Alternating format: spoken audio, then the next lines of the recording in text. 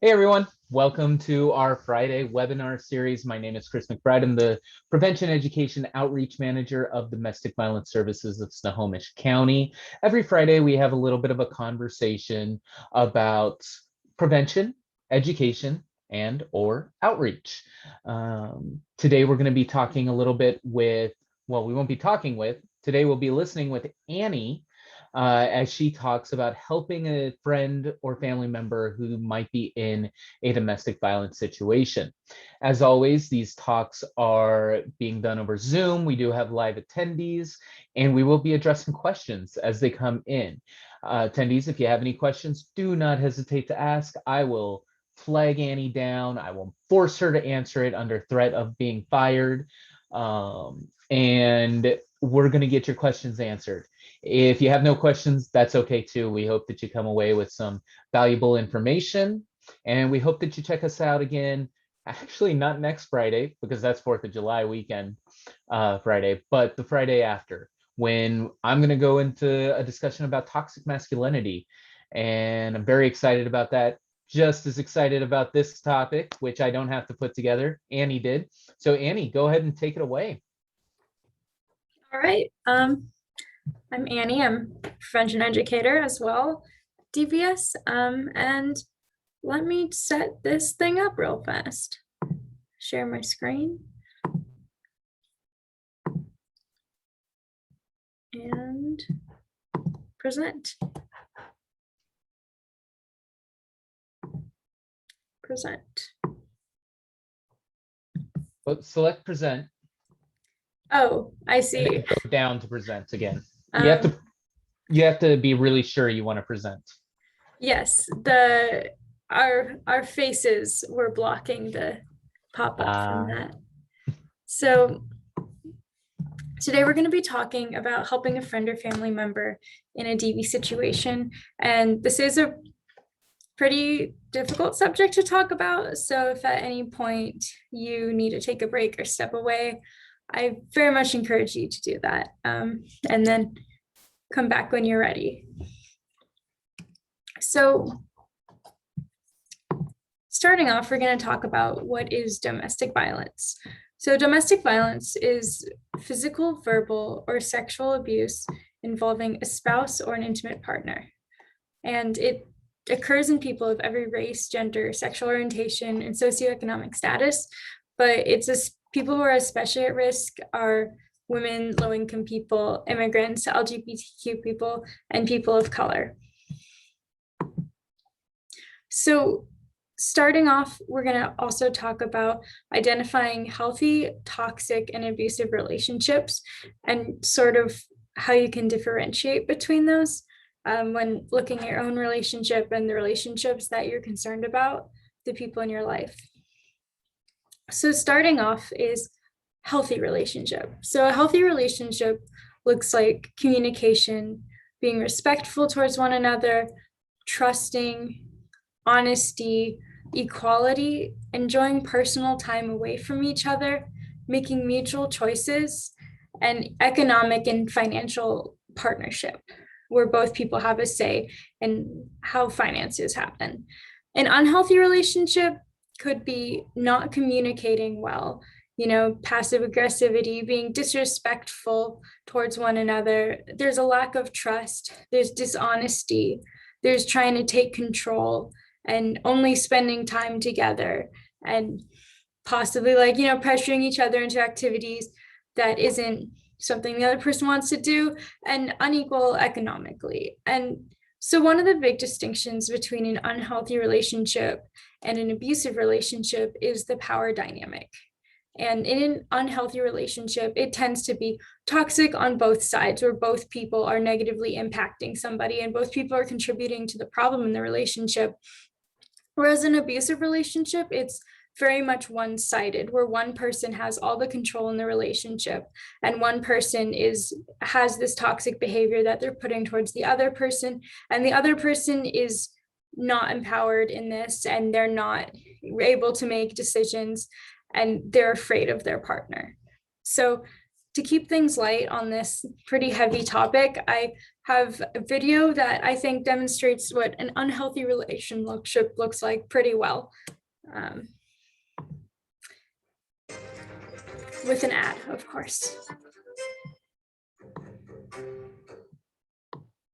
Everyone was able to see and hear that okay. I know watching YouTube videos over Zoom can be a stressful experience, but hopefully you were. And if you did, you would see that that's a great example of an unhealthy relationship, because there's, as opposed to an abusive one, because there's very mutual dislike for each other, and like they seem to be on equal footing, and there's not really a dynamic where one person is afraid of the other person. Whereas if that were an abusive relationship, you might have seen one person making really rude comments to the other person and saying passive aggressive things and embarrassing them, while their partner didn't say anything back and just, didn't defend themselves and sort of moved on with the conversation. So an abusive relationship looks like when one partner is communicating in a hurtful or threatening way. They're mistreating their partner. They're accusing the other of cheating when it's untrue. They're denying their abusive reaction, or they're denying their actions are abusive. They're controlling, or they're isolating their partners from others. So when people started examining domestic violence and what the kind of dynamics and what was happening with it, there are two models that came about. The first one is the first one was the cycle of violence. The second one is the power of control wheel. The cycle of violence came around in the 70s, and it was invented when there was still sort of an understanding of domestic violence as gender-based violence in a heteronormative relationship, where there's, the man is abusive to the woman. So there's three phases in that. It starts with the honeymoon phase, and that's when you're off in the relationship and at the beginning, and things are looking really great. There's a lot of passion, there's a lot of love. Both, the person who's going to be abusive is very nice, and you might not notice any of those red flags, or they might slip by and think, oh, those aren't really problems. And as that continues, it starts to slip into the tension phase, which is the next phase, and that looks like the abuser is moody and might yell, and the survivor is walking on eggshells and feels a bit stressed and is trying to appease the abuser. And then there's the violence phase, and that happens normally, it's the shortest phase. It's after all the tension builds up, it leads to an explosion. And then after the explosion goes back to the honeymoon period, where the abuser apologizes, says everything's going to be okay, I'm going to make things better. And then the survivor might forgive them, and things might just continue back to the way they were, and then on to the next phase again, the tension phase. So Chris actually knows a bit about this, and he can tell you guys about some of the ways that this is a more outdated model. Thank you, Amy. So those of you who might have seen my webinar a few weeks ago, maybe a month ago, time is moving so fast and slow at the same time. Those of you who saw that webinar, I've talked about this quite a bit. It's still useful. It's incredibly useful, specifically in heteronormative male abuser relationships. So that being said, when you're that specific about DV, it obviously doesn't apply to everybody. So this model generally ignores other types of control. It ignores the way we think of abusive relationships as means of control rather than just the life that you're living. So it's important to acknowledge that this still exists. It has a really good place in a lot of the work we do, but it's not necessarily the best model we use when discussing DV anymore. Annie, what would be the best model that we currently have when talking about DV? So the next best model that we currently have is, or the best model is, the cycle or the power and control wheel. this is much more applicable to what relationships look like, and it gives a much better idea of what most abusive relationships look like. So it has 8 different components to it of ways that abusers can maintain power and control over the survivor. And these go beyond just the physical violence and the sexual violence that we picture, that the media really portrays to us when we think of what an abusive relationship looks like. And this includes using intimidation, such as smashing things or destroying property, using emotional abuse, like putting a partner down, calling them names, or humiliating them, using isolation, controlling what they do and where they go and who they talk to, minimizing, denying, and blaming, making light of the abuse and not taking concerns seriously, or saying the abuse didn't happen, using children, making them feel guilty about their children, and using visitation to harass their partner and threatening to take their children away, using male privilege, which is more relative in a heterosexual relationship, treating their female partner like a servant, or making all the big decisions, or defining men and women's roles in the relationship, using economic abuse, preventing them from keeping a job, making them ask for money, or giving them an allowance, and also using coercion and threats. And that can be threatening to leave them or commit suicide, or making them do illegal things.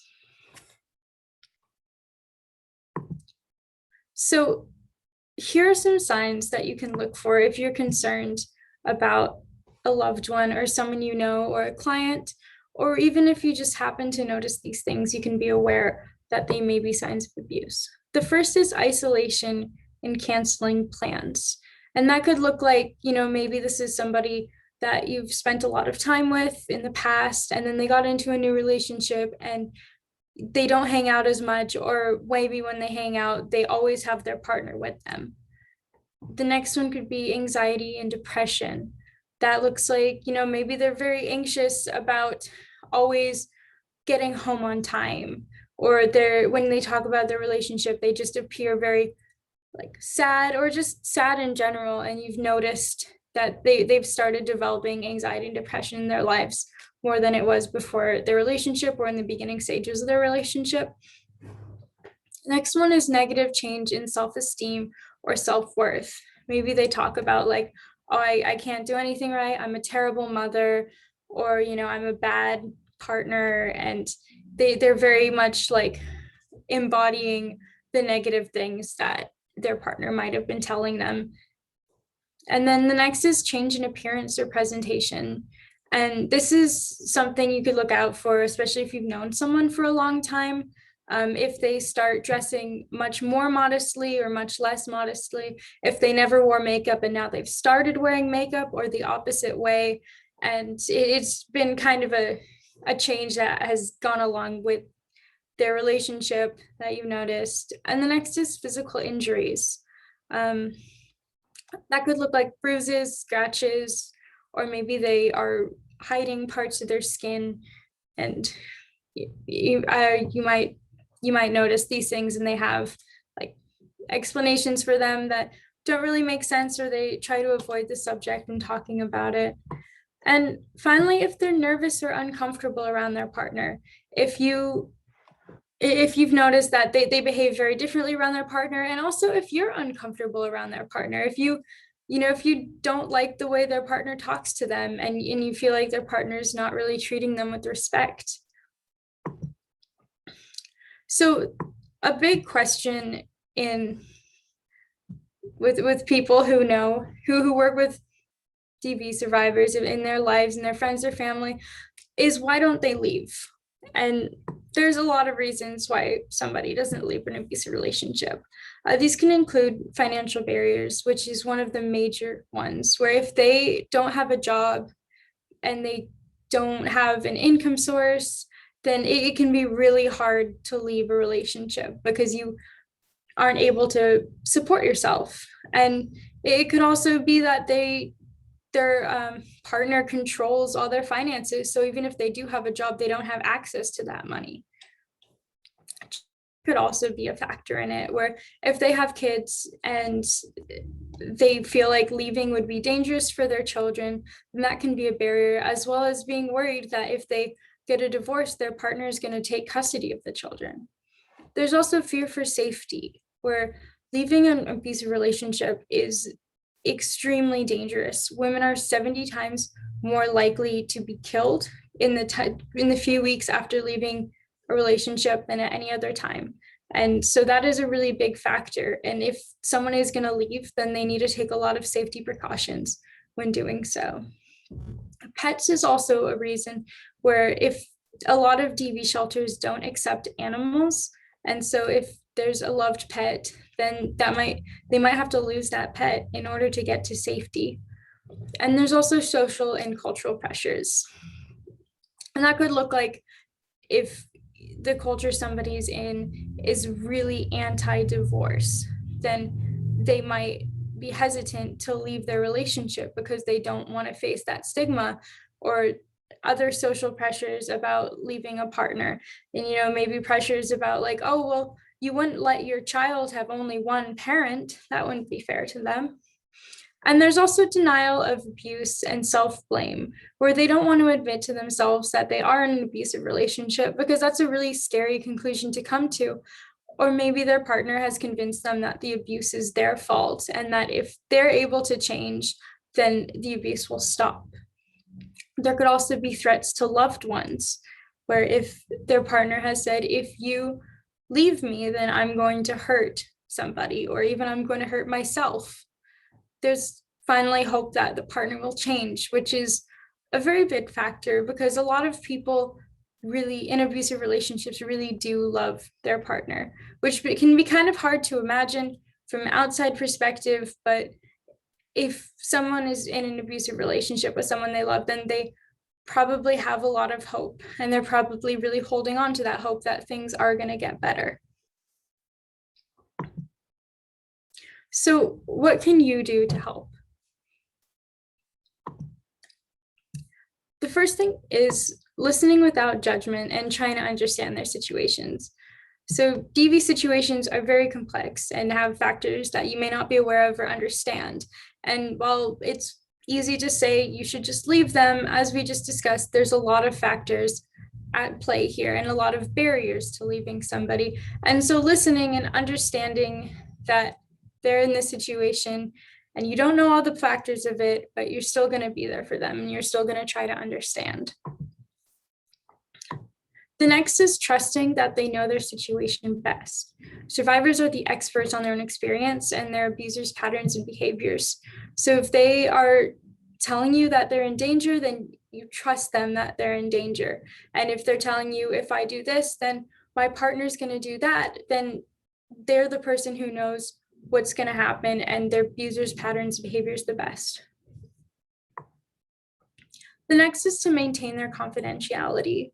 If somebody is telling you these things, then they're telling you and they're expecting you to keep that between you. Otherwise, they'd be telling other people too. And if you do break that confidentiality, you may lose their trust and you might even endanger them by sharing about their situation. Next is researching and learning about domestic violence.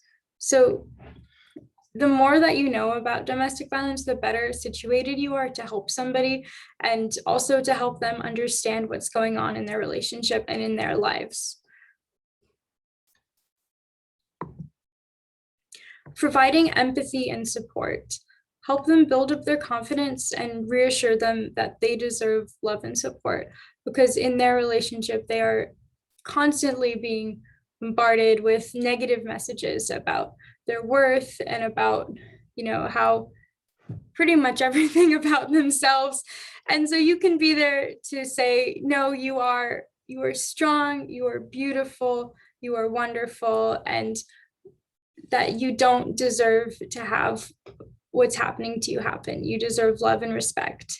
And also to offer support in any way you can, as in logistical ways, such as like if they need to call you and they need child support, or they need you to help watch their child, or drive them to a doctor's appointment, offering and being there for them for that. Next is sharing resources. If a lot of people don't actually know all the resources in their community, so if you go out and find out what resources are in your community, and we can certainly help. We are a resource, Domestic Violence Services, Snohomish County, and we'll have our number at the end, as well as we're going to be sending out a little pamphlet after this that has more resources on it. But yeah, if you have resources, then you can give them to them so that way they know where they can turn to if they need help. And finally, is be patient. Leaving an abuser is very difficult and dangerous, and it's a decision that they have to make when they're ready. You might become very frustrated if you feel like they should be leaving their abuser and they're not, even if they have an opportunity to, or maybe they do leave and then go back and you don't really understand what's going on behind that. But it's actually really common for people to leave their abusers and return to them. In fact, the average time that somebody returns to an abusive relationship is 7 times per person. So if they do that, it is normal. It's not some crazy thing that's happening. So just be patient with them. So what to avoid doing? There are some things you can do that you feel like would be the helpful thing to do, would be the right thing to do, that can actually cause harm and that you might not know about unless you look into it a bit or maybe attend a webinar about it. So first is don't tell them what they should do. When someone's in an abusive relationship, their partner tries to control them. That is the fundamental aspect in an abusive relationship. And they are constantly being told what to do and how to think and how to behave. And so if they come to you, don't do that back to them. Don't say, this is what you need to do. This is what you need to say. This is how you need to act, because then you're just sort of putting them into the same environment, even if it is well-meaning and even if you are saying things out of care for them. So also don't give an ultimatum.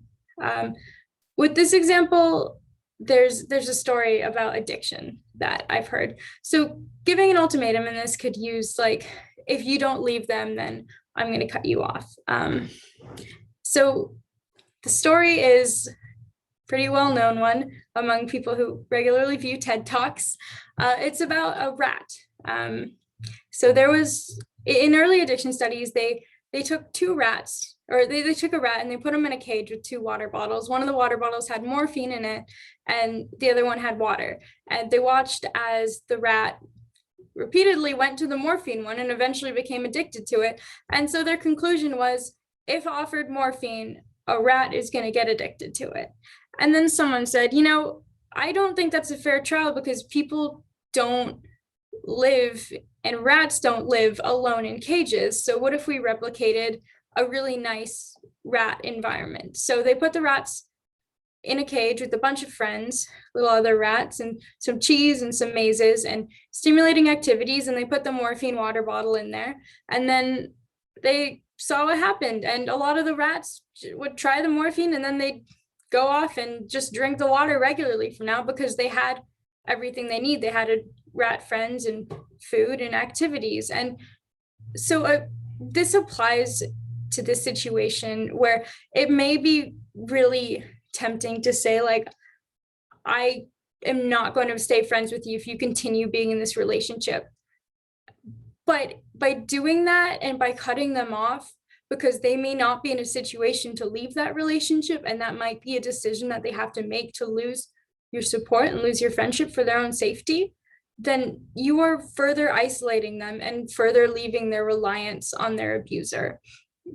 It's part of an abuser's tactic is to isolate somebody, and by cutting them off, you are further isolating them and further allowing that reliance on their abuser. So even if it is hard and even if it is frustrating, stay there and be a support for them. That's a really good thing and really important thing you can do.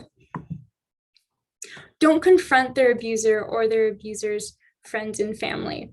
This could endanger both the survivor and yourself. You might think that you're doing the right thing, and you may think that if you confront their abuser, then you're calling them out and it's going to stop. But that could put them in danger, because then if they told you about the abuse in confidentiality, their abuser could be very upset that they told you about it. And their abuser's family as well is going to might tell the abuser that that's happening. And again, they could be really upset about it, and you could be putting someone in more danger. And the same goes to telling other people about the situation in their lives, about the abusive situation. Is if they aren't telling their family, then, or if they're not telling your other friends, there might be a really good reason for that.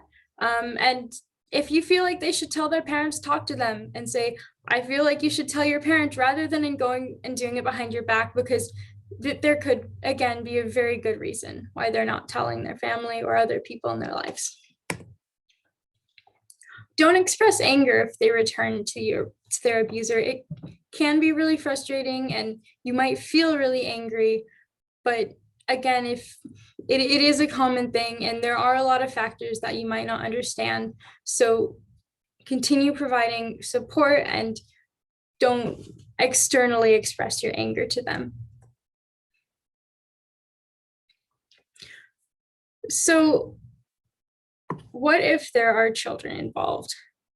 This is a really complicated question, and one that I don't have a clear answer for. And I don't think there is a clear answer for, because it really depends on a situation.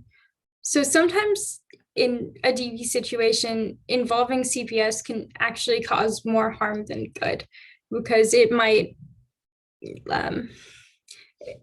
a lot of times the survivor is doing the best they can for their children and doing everything they can to keep them safe. And sometimes outside involvement can put them and their children in more danger. However, if you are concerned that the kids are in danger and you're not seeing that your loved one who's the survivor in this relationship is acting in their children's best interests, and you're worried about that, then it might be the right thing to do. But that's something that it's good to use your discretion about. Yeah, and to pop in here for just a quick second on this slide in particular, that's a really, really good time to call our support line or the support line in your local DV agency. Talk through the situation, let them know what you're seeing.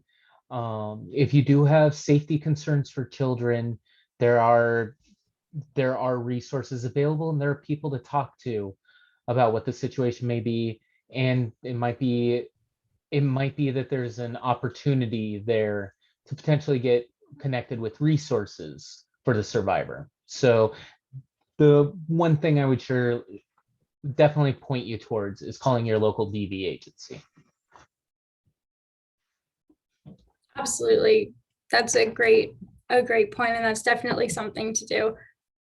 Oh, hold on. There we go. And yeah, so if your loved one has made the decision to leave, there are a lot of practical ways that you can support them. So if ideally they have spoken with someone at their local DVS agency, and if they've called our hotline, then somebody's helped them to make a safety plan. And part of that safety plan is finding resources in their life and finding people in their life who can help them, and figuring out which ways that they're able to provide them help. So here are some examples of ways that you can offer your assistance. One of them is financial and material assistance. It can be really financially heavy to leave a house, especially if somebody doesn't have a job and they have children and they need to get out of there, and they need maybe to stay at an apartment or to get a new apartment or to stay at a hotel, and that can be really expensive. And so if you have financial and material assistance that you can give them, then that could be a great way to help. And if you don't, then there's plenty of other ways to help. For example, like offering them a place to stay. If you have an extra bedroom and they're worried about finding somewhere to stay, then you can offer up that bedroom, and let them stay there until they can figure out an alternative living situation. You can help them find a job or get on welfare, government assistance. If you know anyone in the community, or help them prep for an interview, lend them some nice business clothes, or help them go on the websites and figure out if they apply for government assistance. Maybe take them to local social service agency, and help them figure out that way. Take in their pets if they're worried about not being able to bring their dog and they're trying to get into a shelter. Offer to keep their dog or their cat for a while if you're able to. And provide childcare if this is something you can do, of course, as goes for all of them. Then if they start a new job and they're not able to have childcare, or if they need the kids to stay somewhere for a while, then offer that up. And also, an easy one you can do is offer to keep important documents and an emergency bag at your house. And this can go for friends, or loved ones, who aren't planning to leave, but are worried that there might be a situation where they would need to.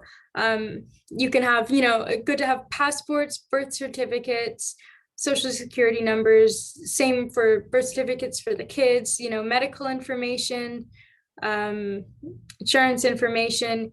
If they're able to leave that at your house, because that can be a barrier if they need to get out in an emergency, that, worried about leaving those behind. And you can also just be available to talk, let them know, you can call me at 1 a.m. and I'll be here for you and I'll listen to you. Or maybe you can just call me before 10 p.m. That's really important, because this is a very emotionally difficult thing to do. And they're going to need a lot of emotional support in this. And also letting them know how strong they are for making this decision. Remind them that it's great what they're doing. They're really doing the right thing, and that you support them. So what if you suspect that a friend or a family member is an abuser?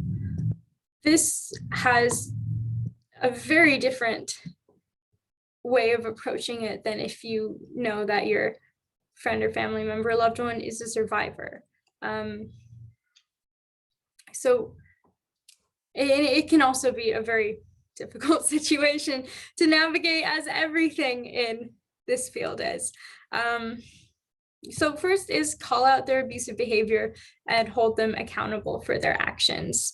If they are not getting any pushback from what they're doing, and if they see everybody in their life just watching it and letting it happen, then that's giving them a green light to continue their behaviors. And check in with their partner, but be careful when doing so.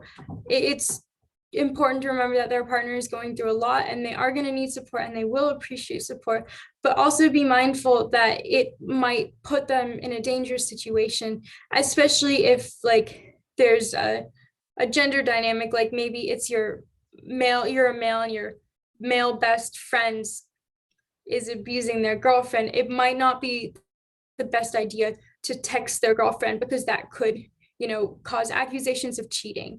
And that there can also be a dynamic where the abuser is saying, you caused all of my friends, to leave me, and they care more about you than they care about me. And then also encourage them to seek help and address their abusive behaviors. If you see your friend engaging abusively, that doesn't mean you have to cut them off because they're a terrible person, but you can direct them, say your behavior is not acceptable, seek help, find find resources, encourage them to read more about it, to really do some self-examination, and address their abusive behaviors and understand that they're not okay. One thing that might seem like a good idea but isn't really is couples counseling. A lot of what happens in couples counseling is mutual engagement and finding mutual solutions to a problem, and putting an abuser and a survivor in the same room and telling them to talk things out with a third party present can be kind of a landmine for the survivor. They know that if they say something that is too revealing of their situation, that can have really dangerous consequences for them, and the abuser is not likely to be open and honest about their behaviors, and it can kind of lead them to situations where if they're very manipulative, they have the counselors saying to the survivor, if you need to change your behaviors because you're doing X and X and X thing wrong, and kind of validate the abuser's mindset and understanding of the situation.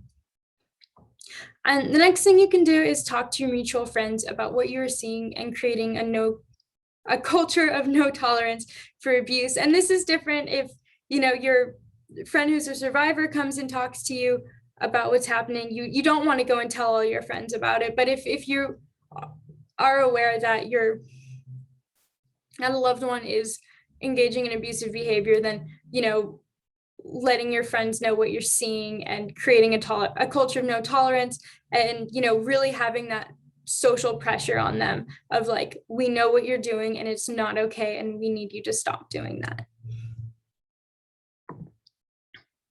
So educational resources, some great ones are Why Does He Do That by Lundy Bancroft. It's a book written by a person who spent a lot of time working with abusers and survivors as well, and really has come to understand like what goes on behind the behaviors of an abuser. And reading that is a great resource to understand domestic violence and also to share with your friend who's a survivor. And also the National Coalition Against Domestic Violence, their website has a lot of great information on it. For services and support, there's the National Domestic Violence Hotline. You can call that anytime for,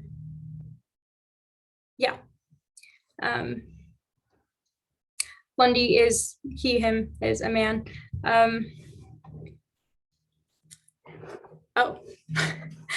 So yeah, Lundy Bancroft is a man who wrote that book and worked with abusers. So for services and support, there's the National Domestic Violence Hotline, which you can call. And there's also Washington Law Help, which is legal information. And it has the access to documents like protection orders and anti-harassment documents. And that it also walks you through the process of what that looks like. It's a really great resource on that.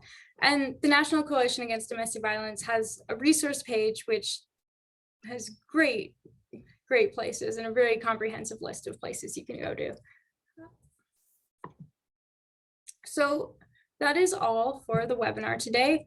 If you have any questions or thoughts, please feel free to put them in the chat.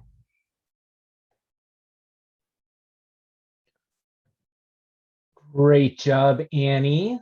That was fantastic. One thing I wanted to touch base on real quick, and we are gonna wrap this up shortly, but one thing that we definitely see when working with survivors and working support lines and having people call, I say we, but I personally feel as though dads, brothers, they get very frustrated with some of the line of thought that we have here in front of you today. The best way to support survivors is to understand they know what's safe for them. They understand the situation, they know more than you do. And if they're not ready to leave, telling them that they have to, wanting to go confront the abuser, wanting to just bring your truck down and fill it up with all the belongings and then drive back to your state, it's understandable. It's an understandable feeling, but it is not the safest way to move forward. The safest way to move forward is to let a survivor know you are there for them, that you support them, and that even if you disagree, and this is just like family members, this is like people in all walks of life, no matter what their situation is, even if you disagree with their choices, you're still going to be there for them. These are hard things to do. if you haven't been through it. These are hard things to do if you have been through it. So Annie, thank you so much for your time. Thank you so much for this presentation. And we are going to call that good now. We're going to stop recording, but as always, I am going to go ahead and stay on the line until everyone's gone. Again, not next Friday, but the Friday after, talking about toxic masculinity. There's going to be at least one picture of Terry Crews, so I'm excited for that. And we're going to chat about, male DV advocates' view on toxic masculinity. Invite your friends, invite your coworkers, and thank you so much for coming. See you next time.